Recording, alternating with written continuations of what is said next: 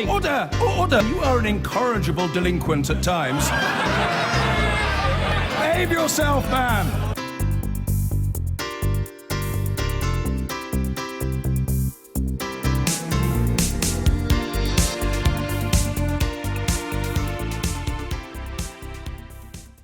The world has become an even edgier, even riskier place.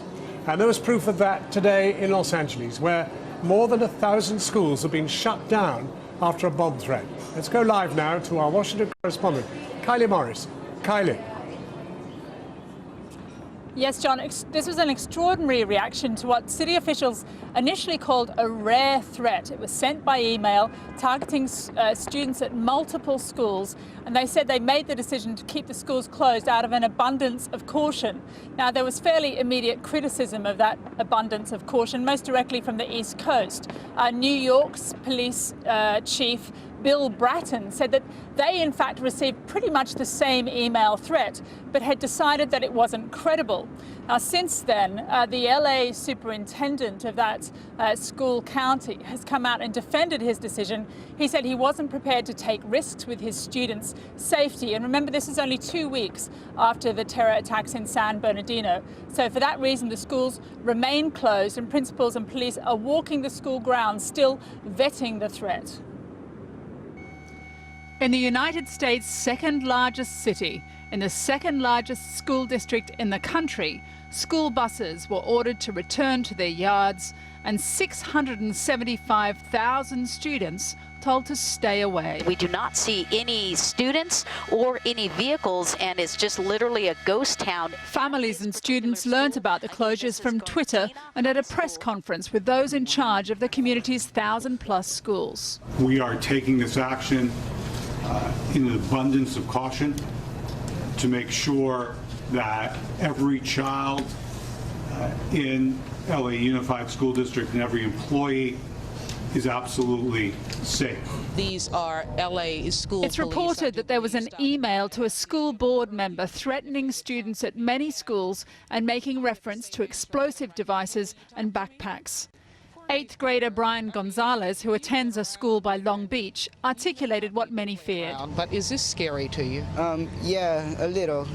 But I mean, we are getting threats of something else by the ISIS, so we are in risk of... Did your mind automatically go to that when you heard about this morning? Yeah, today.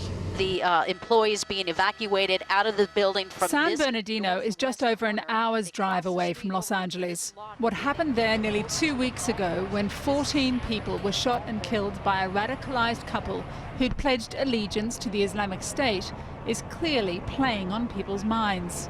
But on the other side of the US, there was a totally different response to what appears to have been the same school's threats sent via email. New York's Police Commissioner Bill Bratton was quick to label it a hoax. The language in the email would lead us to believe that this is not a jihadist initiative. For example, that Allah was not spelled with a capital A. I think the instigator of the threat may be a Homeland fan.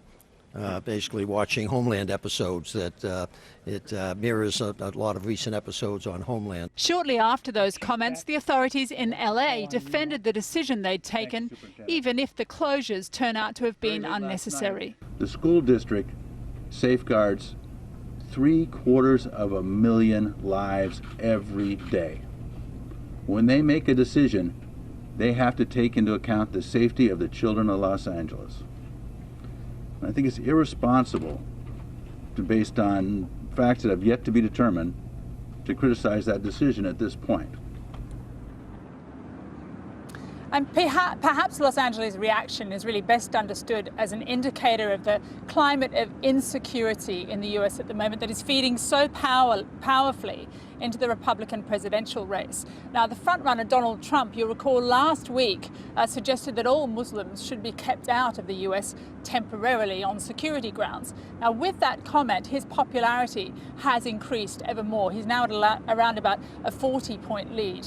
Now, ahead of tonight's Republican debate in Las Vegas, there's been another Trump event. I think we've got some picture of that. And this is a picture of about 10 minutes in, where it's a scene that's becoming increasingly common place, very angry. There were hecklers there, as we understand it, from the Black Lives Matter movement who were trying to disrupt Donald Trump's speech. And there was a lot of angry and distasteful language, as you can hear from the beeps, from supporters of Donald Trump who were saying that these protesters should be shot and should be set on fire. Now, as for Donald Trump himself, he criticised the media for paying too much attention to those protesters.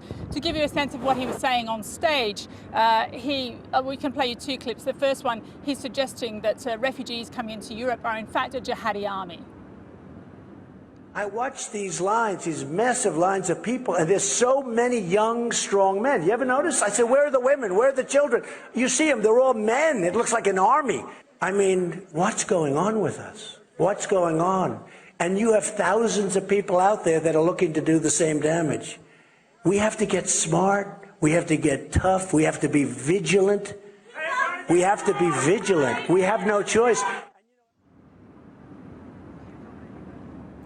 The interesting thing about the Trump phenomenon at the moment is the more that there is criticism directly of him and his choice of words, for example, the more support for him appears to harden.